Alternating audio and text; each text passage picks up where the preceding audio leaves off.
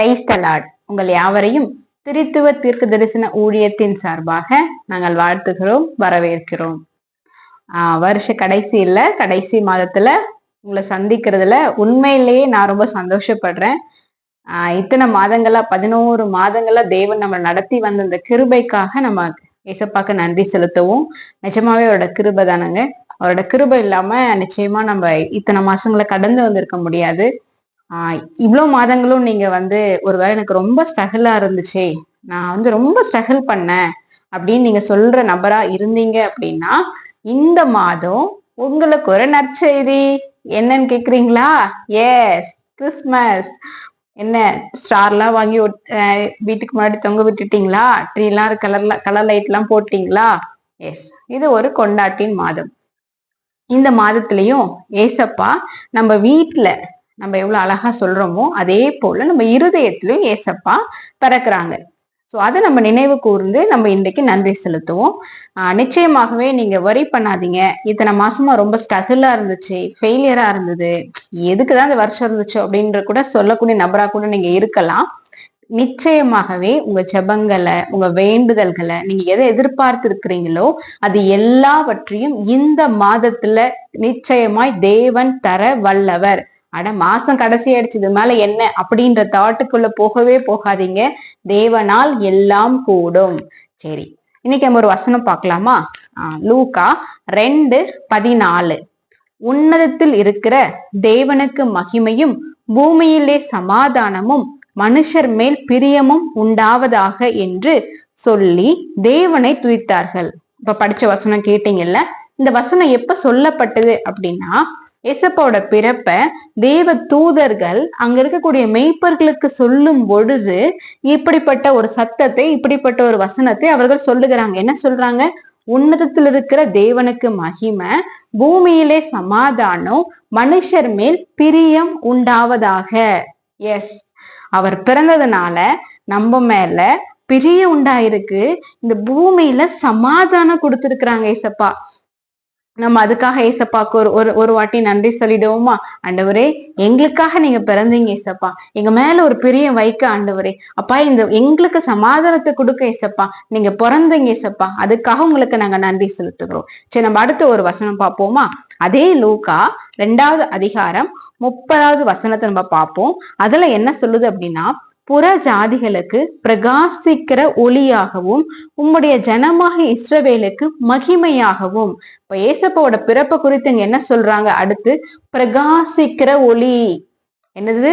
வெறும் சாதாரண ஒளி இல்ல, பிரகாசமான ஒளி. ஒருவேளை சொல்லிக்கிட்டு இருக்கலாம், என் வாழ்க்கை மங்கி இருக்கு, டல்லா இருக்கு, ஒன்னும் பெருசா எதையும் சாதிச்சிடல, டல்னஸா தான் போயிட்டு இருக்கு அப்படின்னு சொல்லலாம். இன்றைக்கு தேவனாகிய கர்த்தர் பிறந்ததை நீங்க நினைத்து நன்றி சொல்லி உங்க இருதயத்துல அவரோட பிறப்பு அந்த ஏற்றுக்கொண்டீங்க அப்படின்னா உங்க வாழ்க்கையில பிரகாசிக்கிற ஒளி, எந்த மனுஷனையும் பிரகாசிப்பிக்கிற ஒளியானவர் கர்த்தராகிய இயேசு கிறிஸ்து மட்டுமே. அவரை ஏற்றுக்கொள்ளும் பொழுது உங்க வாழ்க்கை பிரகாசமாய் மாறும். எதிர்காலம் பிரகாசமாய் மாறி நீங்க நினைச்சே பார்க்க மாட்டீங்க, அவ்வளோ பெரிய அற்புதத்தையும் அதிசயத்தையும் தேவன் செய்ய வல்லவரா இருக்கிறார். சரி, இப்போ ஏசப்பாவோட பிறப்பு நம்ம தீர்க்க தரிசனத்துல சொல்லி அப்படிதான் ஏசப்பா பிறந்தாங்க. அப்படி தீர்க்க தரிசனமா என்ன சொல்லப்பட்டது அப்படின்னா, பழைய ஏற்பாட்டு காலத்துல நிறைய தீர்க்க தரிசிகள் அவரோட பிறப்பை குறித்து சொல்லிக்கிட்டே வந்தாங்க. சோ இப்ப இங்க கிழக்கு சாஸ்திரிகள்னா அஸ்ட்ராலஜிஸ்ட், இந்த அஸ்ட்ரானமி, வானிய இயற்பியல் எல்லாம் நல்லா கற்று தேர்ந்த அவர்கள் என்ன பண்ணுவாங்க அப்படின்னா, ஓகே, ஒரு யூதருக்கு ஒரு ராஜா பிறக்கிறாங்க, சரி, அதுல வானத்துல அவங்க ஒரு நட்சத்திரத்தை தோன்றது பார்ப்பாங்க. நட்சத்திரம், ஸ்டார், நம்ம கூட ரொம்ப பிடிக்கும்ல ஸ்டாரை பார்த்தாலே. அந்த ஸ்டார் ஒரு வித்தியாசமான ஒரு ஸ்டார் இருக்கும். அதை பார்த்த உடனே இந்த சாஸ்திரிகளுக்கு தெரிஞ்சிடும், ஓ, யூதருக்கு ராஜாவாகி இருக்கிற ஒருத்தர் பிறந்துட்டாரு, அதான் ஸ்டார் தோன்றி இருக்கு அப்படின்னு சொல்லி அவருடைய அந்த ஸ்டாரை நோக்கி அந்த ஸ்டார் அவர்களுக்கு வழி காட்டும், எப்படி போகணும்னு சொல்லி. கரெக்டா அந்த ஸ்டார் போய் அவங்களுக்கு வழி காட்டுகிறப்ப அப்ப என்ன ஆகும் அப்படின்னா, அதை பாக்குறப்ப அவங்களுக்கு ரொம்ப சந்தோஷம் அடைஞ்சிருவாங்க, ஒரு ஆனந்த சந்தோஷம். நம்ம வீட்டுல ஒரு ஸ்டாரை தொங்க விட்டோம் அப்படின்னா அது லைட் எரியறத அப்படின்னு பார்ப்போம், அதை ஆஃப் பண்ணிட்டு திருப்பி லைட்டு போடுவோம். அந்த மாதிரி நிறைய ஒரு ஹாப்பினஸ் இருக்கும்ல. சோ உங்க வாழ்க்கையிலையும் ஒரு நட்சத்திரமாய் தேவன் அந்த சந்தோஷத்தை தர வல்லவராய் இருக்கிறார். வெறும் வீட்டுக்கு ஃப்ரண்ட்ல ஒரு லைட்டை நம்ம இது ஸ்டாரை வைக்கிறது மாத்திரம் இல்ல, உங்க வாழ்க்கையில அவர் நட்சத்திரமாய் வந்து அந்த ஒளியை தந்து அந்த ஆனந்த சந்தோஷத்தை தந்து இந்த மாதம் நிச்சயமாய் உங்க காரியங்கள்ல கர்த்தர் பெரிய காரியத்தை செய்வாங்க. சரி, இப்ப இந்த சாஸ்திரிகள் வந்தாங்க, ஃபர்ஸ்ட் எடுத்துட்டு கொண்டு ஒரு ராஜா இது கரெக்டா ஒரு இதுக்கு கரெக்டா வந்துட்டு இருந்தாங்க. ஒரு இடத்துல போவாங்க, அங்க இல்ல, சரி ஓகே நம்ம என்ன தேடலாம் அப்படின்னு தேடி போகிறப்ப கரெக்டா இப்ப என்ன பண்ணா கரெக்டா ஏசப்பா பிறந்த அந்த இடத்துக்கு வந்துட்டாங்க. அப்ப வந்தப்போ அவங்க 3 பொருட்களை கொண்டு வந்தாங்க. என்னென்ன பொருள் தெரியுமா? அதே லூக்கா 2:11 பொன், தூப வர்க்கம், வெள்ளை போலம். சரி, நீங்க கூட குழந்தை உங்க ஃப்ரெண்டுக்கு குழந்தை பிறந்து இல்ல ரிலேட்டிவ் குழந்தை பிறக்கிறப்போ கிஃப்ட் வாங்கிட்டு போய் கொடுப்பீங்கல்ல. சரி, பையனா இருந்தா பையனுக்குரிய திங்ஸ் கொடுப்பீங்க, பொண்ணா இருந்தா பொண்ணுக்குரிய குட்டி குட்டி திங்ஸ் எல்லாம் வாங்கிட்டு போய் கொடுப்பீங்க அவங்களுடைய ஃபர்தர் யூஸுக்காக. இங்க இந்த சாஸ்திரிகள் கிழக்கத்திய சாஸ்திரிகள் என்ன வாங்கிட்டு போறாங்க, என்ன கிஃப்ட் வாங்கிட்டு போறாங்கன்னா விலை உயர்ந்த பொன். அது எதை குறிக்குது அப்படின்னா ராயல்டி, ராஜரீக அபிஷேகம், ஒரு ராஜாவுக்கு கொடுக்கக்கூடிய அந்த பொண்ணை கொண்டு போறாங்க. அடுத்து தூப வர்க்கம், அதாங்க டிவினிட்டி, அவருடைய தெய்வீகத்தை, ஏசப்பாவுடைய தெய்வீகத்தை குறிக்கும் வண்ணமாதான் அந்த தூப வர்க்கத்தை கொண்டு போய் வைக்கிறாங்க. அடுத்து வெள்ளை போலம். இந்த வெள்ளை போலம் என்ன பண்ணுவாங்க, எப்போ யூஸ் பண்ணுவாங்க அப்படின்னு நினைக்கிறீங்க அப்படின்னா இறந்து போறப்ப அந்த இறந்த சடலத்தை நம்ம சுத்தி அப்ப வெள்ளை போலம் இட்டு இது பண்ணுவாங்களாம். சோ இந்த வெள்ளை போலம் இயேசுவானுடைய மரணத்தை குறிக்கிறதா இருக்கிறது. இந்த 3 காரியத்திலும் இருந்து நம்ம அறிந்து கொள்ள வேண்டியது என்ன அப்படின்னா, ஏசப்பா பிறந்தார், எல்லாரை போலவும் அல்ல, அவர் பிறப்பிலும் வித்தியாசம். அவர் சாதாரண ஒரு மற்றவங்களை போல இந்த உலகத்துல எத்தனையோ கோடி ஜனங்கள் அப்படி அல்ல. இயேசுவானருடைய பிறப்பு ரொம்ப வித்தியாசமான பிறப்பு. நம்ம எல்லாம் எதுக்குங்க பிறந்தோம்? வாழ பிறந்தோம். ஆனா சாகிறதற்காகவே பிறந்திருக்கிறார். நம்மளுடைய பாவங்களை, சாபங்களை, அக்கிரமங்களை, மீறுதல்களை அவர் வாங்கி சாகிறதற்கே இந்த உலகத்துக்கு வந்தவர். அதை ரெப்ரசன்ட் பண்ண விதமாதான் இந்த சாஸ்திரிகள் வெள்ளை போலத்தை கொண்டு வைப்பாங்க. அவர் தான் உலகத்திற்கு ராஜா. அதனாலதான் பொண்ணை கொண்டு வச்சிருப்பாங்க. அவருடைய பிறந்த அந்த குழந்தையோட ஃப்ரண்ட்ல இந்த 3 கிஃப்டையும் கொண்டு போய் வைப்பாங்க. 100% இயேசுவானவர் மனிதனாகவும் இருந்தார், 100% அவர் தேவனாகவும் இருந்தார். அது ரெப்ரசன்ட் பண்ற விதமா, அதை பிரதித்துவப்படுத்தும் விதமா தான் தூப வர்க்கத்தையும் கொண்டு போய் அவர்கள் முன்னாடி வைப்பாங்க. உங்களுக்கு இப்ப தெளிவா புரிஞ்சது இல்ல? சோ இவர் தான் உலகத்திற்கு ராஜா. இவரால மாத்திரம்தான் எல்லாவற்றுக்கும் ஒரு சொல்யூஷன் கிடைக்கும். சரி, இந்த ஏசப்பா நான் என்ன சொன்னேன், நம்மலாம் வாழ்றதுக்கு தான் பிறந்தோம், ஆனா சாகிறதுக்கு தான் பிறந்தோம். அப்படியே அவரையே நமக்காக சாகணும்? ஒருவேளை ஃபர்ஸ்ட் டைம் இந்த வீடியோ பார்க்கலாம், இல்ல ஏசப்பா பத்தி எனக்கு ஏசப்பா பிடிக்குங்க, எனக்கு கிறிஸ்துமஸ் பிடிக்கும் தெரியுமா, நானும் இந்த அந்த விளையாட்டுலாம் நானும் விளையாடுவேன், எனக்கும் ஸ்டார் எல்லாம் கட்டிக்க ரொம்ப ஆசை அப்படின்ற சொல்ல நபரா கூட நீங்க இருக்கலாம். நீங்க ஆழத்தை தெரிஞ்சுக்கணுங்க. ஒரு காரியத்தை செய்யறப்ப ஏன் அவர் பிறப்ப இந்த உலகம் முழுவதும் இவ்வளோ கொண்டாடுறாங்க, இவ்வளோ செலிப்ரேட் பண்றாங்க, அதுல என்ன இருக்கு, ஏசப்பா பிறந்த எனக்கு என்ன இருக்கு அப்படின்ற ஒரு கேள்வி கேக்குறீங்களா? கேட்டு பாருங்க, அதுக்குரிய பதில் வரும். என்ன பதில் தெரியுமா? நமக்காக சிலுவையில அறையப்படுவதற்கு அவர் இப்படி பிறந்தாரா? பிறந்து அவருடைய காலங்கள் முடிகிற அந்த சிலுவையில அறையப்படுறதுக்கு ஒப்பு கொடுக்கப்பட்டாராம். எதுக்கு சிலுவையில அறையிறாரு, ஏன் அதை பத்தி சொல்றீங்க அப்படின்னு சொல்றீங்களா? அந்த காலத்துல இருந்து இப்ப வரைக்கும் நமக்கு ஒரு ட்ரெடிஷன் இருக்கும். என்ன பண்ணுவோம், நம்ம பாவத்துக்காக பலியிடக்கூடிய ஒரு அனுபவம் இருக்கும். பாவத்துக்கு ஏதாவது ஒரு மிருகத்தையோ அதனுடைய ரத்தத்தை வச்சு நம்ம பலியிடணும். சோ என் பாவம் மன்னிக்கப்பட்டது.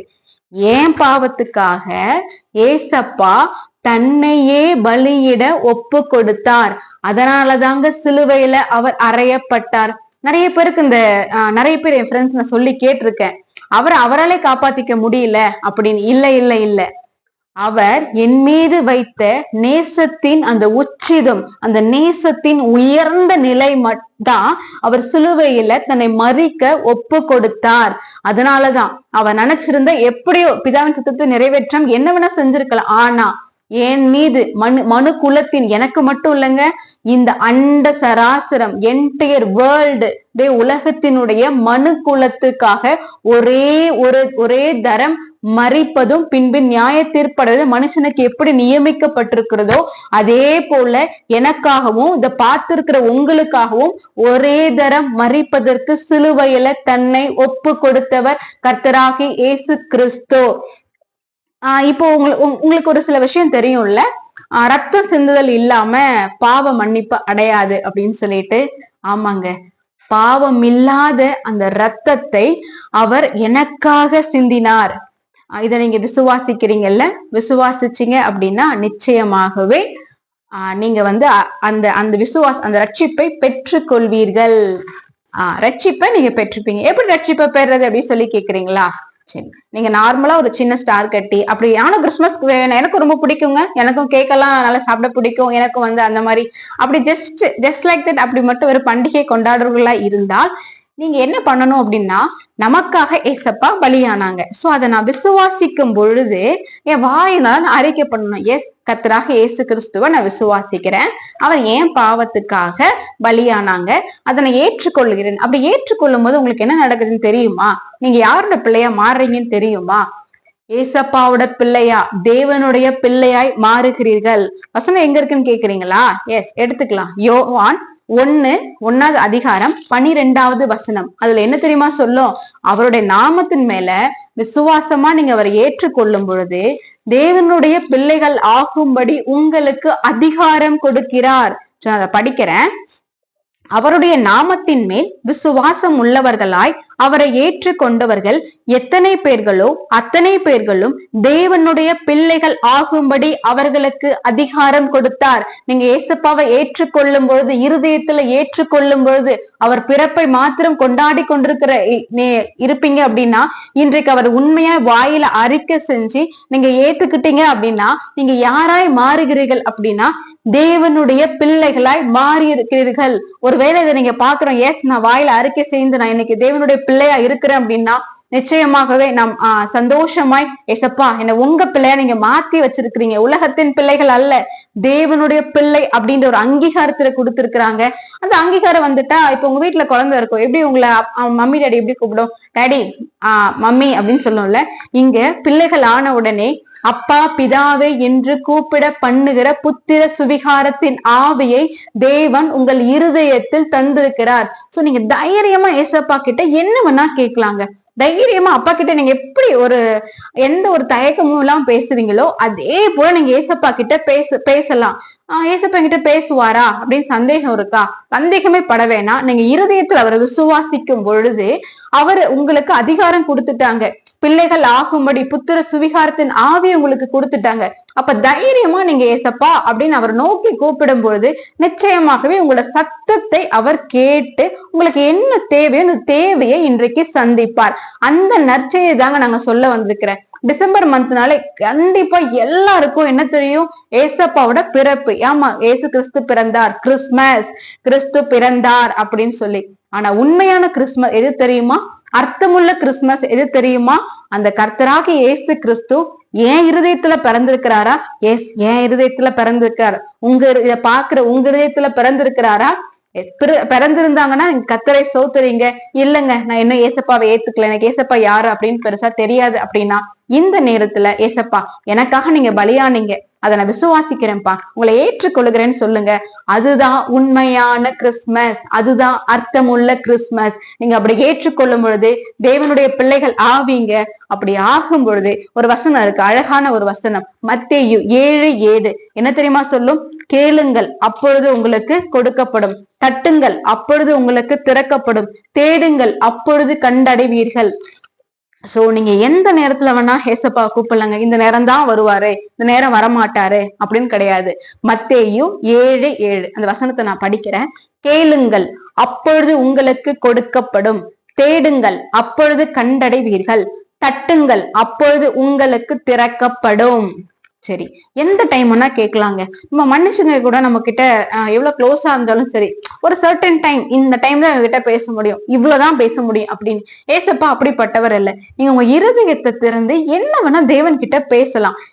தேவன் நம்ம சத்தத்தை கேட்கிறவரா இருக்கு. ஏன்னா நம்மளோட பிள்ளைகளை மாறிட்டோம். அதனால ஏசப்பா கிட்ட, ஏசப்பா எனக்கு இது இப்படி இருக்கு, என் காரியம் இப்படி இருக்குப்பா, எனக்கு என் லைஃப் இப்படி இருக்காண்டு, எனக்கு இதுக்கு என்ன பண்ணணும்னு தெரியல. உங்களுக்கு ஆலோசனை கொடுப்பாங்க, உங்களை பராமரிப்பாங்க, உங்களை பாதுகாப்பாங்க. எல்லாவற்றுக்கும் மேலாக உங்களோட கூட வருவாரு. நீங்க ஒரு இருதயத்துல ஏற்றுக்கொள்ளும் பொழுது, இது தவறு மகளே, இப்படி பேசாத, இப்படி பண்ணாத, இப்படி பார்க்காதன்னு உங்க இருதயத்துல தேவன் பேசிக்கொண்டே இருப்பார். ரொம்ப பயந்து கலங்குற அநேக சூழ்நிலை நான் கடந்து போயிருக்கிறேன். அப்பெல்லாம் இருதயத்துல பயப்படாத, பயப்படாத, பயப்படாத சத்தத்தை தேவன் தொனிக்க பண்ணிருக்கிறாங்க. ஒரு விதமான கம்ஃபர்ட்டை கொடுத்து நான் தனியா இருந்தத மாதிரி ஃபீல் பண்ணதே இல்லை. என் கூட கர்த்தராகிய தேவன் ஏசப்பா என் கூட இருந்ததை உணர்ந்திருக்கிறேன். இன்றைக்கு நீங்களும் அவரை உங்க இருதயத்துல ஏற்றுக்கொள்ளும் பொழுது இதை காட்டிலும் பெரிதானவர்களை நீங்க பாப்பீங்க. சோ உண்மையான ஒரு கிறிஸ்துமஸ் என்ன அப்படின்னா, கர்த்தராக இயேசு கிறிஸ்துவை ஏற்றுக்கொள்வது. அவர் பிறந்தாரு. எதுக்காக பிறந்தாரு? எனக்காக சிலுவையில அறையப்பட பிறந்தார். அதை நான் ஏற்றுக்கொள்ளுகிறேன். உங்களுக்கு இன்னைக்கு ஒரு மாதிரி இருக்கு, இத்தனை நாள் இந்த வருஷத்துல இத்தனை நாள் ஹாஸ்பிட்டலே போனது இல்லை, ஆனா பயங்கரமா ஹாஸ்பிட்டல்ல தான் இருக்க இப்படின்னு சொல்லிட்டாங்க டாக்டர்னு சொல்லி ஏதாவது நீங்க ரொம்ப கவலைப்பட்டு அப்படி இருந்தீங்க அப்படின்னா, உங்களுக்கு தான் இந்த நற்செய்தி. உங்களுக்காக தாவீதின் குமாரனாக இயேசு கிறிஸ்து, தேவனாக இயேசு கிறிஸ்து பிறந்திருக்கிறார். உங்களுக்காக சிலுவையில மரித்து உங்களுக்காக ஜீவனோடு எழும்பிருக்கிறார். உங்களுக்காகவே தழும்புகளை அவர் வாங்கி இருக்கிறாங்க. ஏசப்பா, ஏன் நோய்க்காக ஏசப்பா நீங்க தழும்புகள் அடிபட்டீங்க, பாதிக்கப்பட்டீங்க, ஆண்டவரே எனக்கு சுகம் கொடுங்க. நீங்க அவரை நோக்கி பார்க்கும் பொழுது அவருடைய தழும்புகளால் சுகமாவீர்கள். எனக்கு இந்த மரண பயம் ரொம்ப இருக்கு, எனக்கு என்ன பண்றதுன்னு தெரியல. வெளியே போனாலே நான் இறந்துருவேன்.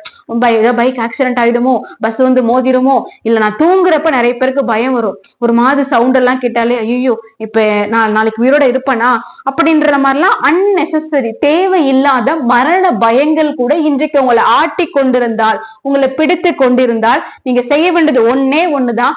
ஏசப்பான்னு நோக்கி அவர் உங்க இருதயத்துல ஏற்றுக்கோங்க. அப்பா பிதாவே உங்க இருதயத்துல ஏசப்பா நீங்க தான் எனக்குன்னு ஏத்துக்கோங்க அப்பாவா. அப்படி ஏற்றுக்கொண்டு அடுத்து நீங்க செய்ய வேண்டியது என்ன அப்படின்னா, அவர் நோக்கி நீங்க கூப்பிடும் பொழுது தேவையில்லாத மரண பயத்தை அவர் வெளியெடுப்பார். எப்படி எடுப்பார்? ஏனென்றால் அவர் மரணத்தை ஜெயித்தவர், ஜெயித்து இன்றைக்கு உயிரோடு கூட இருக்கிறவர். அதனால உங்களுக்கு அந்த மரண பயம் டோட்டலா வெளியே போயிடுங்க.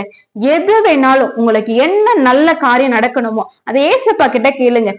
சில பேர், எனக்கு என் குடும்பத்துல தொடர்ந்து சாபம் வருது, தலைமுறையா சாபம் வந்துகிட்டே இருக்கு, என்ன பண்றதுன்னே தெரியல, இந்த பர்டிகுலர் காரியம் என் குடும்பத்துல நடக்குது, என் அப்பா அம்மா லைஃப்ல அப்படி நடந்துச்சு, என் லைஃப்ல நடக்குது, என் பிள்ளைகள் லைஃப்ல நடக்க போகுது, நடக்கிற மாதிரி எனக்கு பயம் இருக்கு அப்படின்ற மாதிரி ஒரு வேளை நீங்க இருந்தீங்க அப்படின்னா, இன்றைக்கு தேவனாகிய கர்த்தர் ஏசப்பா சொல்றாங்க, அந்த நியாய பிரமாணத்தின் சாபத்துக்கு அவர் நீங்களாக்கி நம்மை மீட்டு கொண்டாராம். சிலுவையில் அறையப்படுறது எதற்கு? அந்த சாபத்தை அவர் போக்குவதற்காக. யார் சாபத்தை? உங்க சாபத்தையும் ஏன் சாபத்தையும் போக்குவதற்காக தான் அவர் அறையப்பட்டார். அதை நீங்க நம்பி விசுவாசிக்கும் பொழுது சாபத்திலிருந்து நீங்க நீக்கப்படுவீங்க. இந்த நற்செய்தி தாங்க நாங்க சொல்ல வந்தேன்.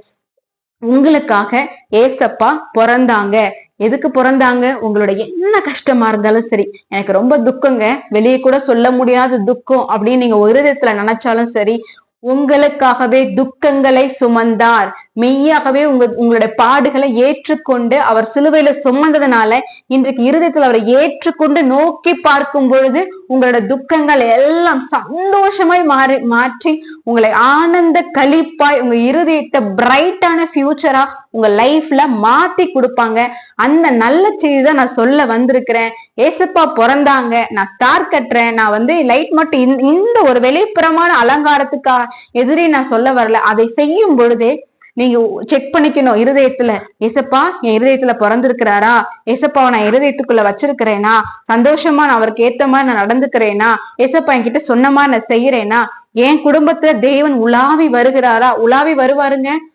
உலாவி தேவனாகிய கர்த்தர் நம்ம இருக்கிற வாசஸ்தலத்துக்குள்ள உலாவி வருகிற தேவன். உலாவி வர மாதிரி என் வீடு இருக்கா, சண்டை சச்சரவு இருக்கா, இன்னைக்கு எதுனாலும் அவர்கிட்ட சொல்லி அப்பாவே ஏசப்பா நீங்க தான் அப்படின்னு அவரை நோக்கி பார்க்கும் பொழுது நிச்சயமாகவே எல்லாம் மாத்தி உங்களோட குடும்பத்தை அழகான குட்டி பரலோகமா உங்க கைகள்ல மாற்றி கொடுக்க அவர் வல்லவரா இருக்கிறார். நீங்க செய்ய வேண்டியது ஒன்னே ஒண்ணுதான், ஏசப்பான்னு அவர் நோக்கி கூப்பிட்டுருங்களேன், மத்த எல்லாம் அவர் நிச்சயமாகவே உங்களுக்கு செய்வார். சரி, நம்ம ஜெபம் பண்ணுவோமா? அன்புள்ள ஏசப்பா, இந்த வேலைக்காக நாங்க நன்றி செலுத்துகிறோம் ஆண்டவரே. அப்பா, உங்க பாதத்துல நாங்க இசப்பா இந்த வேலையில எங்களை தாழ்த்துகிறோம் இசப்பா. ஆண்டவரே அப்பா, எங்களுக்காக நீங்க பிறந்தீங்க இசப்பா. அதுதான் இந்த கிறிஸ்துமஸ் ஆண்டவரே. அப்பா, வெளிப்புறமாய் மாத்திரம் இல்லப்பா, எங்க வாழ்க்கையிலையும், எங்க இருதயத்திலையும், எங்க வீட்டுகள்லயும் ஆண்டவரே, ஒவ்வொருடைய இருதயத்திலும் இசப்பா இந்த வேலை நீங்க பிறந்துடுங்கப்பா. எந்தெந்த பிள்ளைகள் ஆண்டவரே ரட்சிக்கப்படாத அந்த குடும்பத்துக்காக நிற்கிறார்களோ இசப்பா, அப்படிப்பட்ட ஒவ்வொரு குடும்பத்திலும் ஆண்டவரே கர்த்தராக இயேசு கிறிஸ்து இன்றைக்கு அவள் இருதயத்தில் ஆண்டவரே, அந்த ரட்சிக்கப்படாமல் இருக்கிற இருதயத்தில் அப்பா நீர் பிறந்த ஆண்டவரே தேவன் நீர் ஒருவரே என்பதை இசப்பா உணர்ந்து கொள்கிற அந்த கிருபை இறங்கட்டும் என்று செபிக்கிறோம் ஏசப்பா. என்னோட குடும்பத்துல எனக்கு இப்படி இருக்குது, என்னோட வாழ்க்கையை கேள்விக்குறியா இருக்குன்னு சொல்றாங்களோப்பா, அவங்க வாழ்க்கையில ஆண்டவரே கர்த்தர் எல்லாவற்றையும் எடுத்து போட்டு சமாதானத்தையும் சந்தோஷத்தையும் கொடுத்த ஆண்டவரே, அவங்க எதிர்பார்க்கிற காரியத்துல நீங்க நன்மையான முடிவை கொடுத்த ஆண்டவரே, இது என்னமாய் முடியுமோன்னு கலங்கி நிற்கிற பிள்ளைகளுக்கு ஆண்டவரே நீர் முடிவை தந்து நடத்த வேண்டுமா செபிக்கிறோம் ஏசப்பா. நீர் பிறந்தது ஆண்டவரே, எங்களுக்காக பிறந்தீங்க ஏசப்பா. அதை உணர்ந்த பிள்ளைகளாய் நாங்கள் நடக்க எங்க இருதயத்துல ஏற்றுக்கொண்ட ஆண்டவரை அதை அபியாசப்படுத்த உண்மை துதிக்க ஆண்டவரை கிருபை கொடுங்கப்பா. இந்த உலகத்திற்கும் அப்பா கர்த்தராகிய இயேசு கிறிஸ்து பிறந்தார், உங்களுக்காக தான் பிறந்திருக்கிறார். உங்க சாபங்களுக்கு, பாவங்களுக்கு, அக்கிரமங்களுக்கு அவர் நோக்கி பார்க்கும் போது ஒரு விடுதலை நிச்சயமாய் உண்டுன்னு ஆண்டவரே, இதுக்கு பரிகாரம் ஏசப்பா நீங்க பிறந்தீங்க ஆண்டவரே. அப்பா, உங்க நாமத்தினால நாங்க இந்த வேலையில கேட்கிறோம் ஏசப்பா. ஒவ்வொரு பிள்ளைகளுக்கும் அற்புதம் இறங்கட்டும், அதிசயம் இறங்கட்டும். வருஷம் கடைசி ஒரு நன்மை கூட நான் பார்க்கலங்க அப்படி நிக்கிற பிள்ளைகளுக்கு ஆண்டவரே இந்த மாதம் அப்பா நல்ல செய்தி சொல்லுகிற மாதமாய் ஆண்டவரே, அந்த மகள்களையும் மகன்களை இந்த குடும்பத்துக்குள்ள ஒரு சந்தோஷம் இறங்கட்டும் அப்பா. நல்ல செய்தி இறங்கட்டும் என்று செபிக்கிறோம் அப்பா. எல்லா தடைகள் உடைக்கட்டும் என்று செபிக்கிறோம்ப்பா. இந்த சொல்லப்பட்டது போல ஆண்டவரே, இது ஒரு நல்ல செய்தியின் மாதமே சப்பா. ஒரு குட் நியூஸை கொண்டு வருகிற ஒவ்வொரு குடும்பத்திலும் அப்பா குட் நியூஸை கொண்டு வருகிற மாதமாய் அப்பா நீர் மாற்றி கொடுக்க போறதுக்காக நன்றி, அப்படி செய்ய போறதுக்காக நன்றி நன்றி நன்றி ஏசப்பா. எங்களை நாங்க தரை மட்டும் தாழ்த்தி செபிக்கிறோம் அப்பா. இவ எல்லாவற்றையும் ஏசு கிறிஸ்துவின் நாமத்தில் செபிக்கிறோம் நல்ல பிதாவே, ஆமேன்.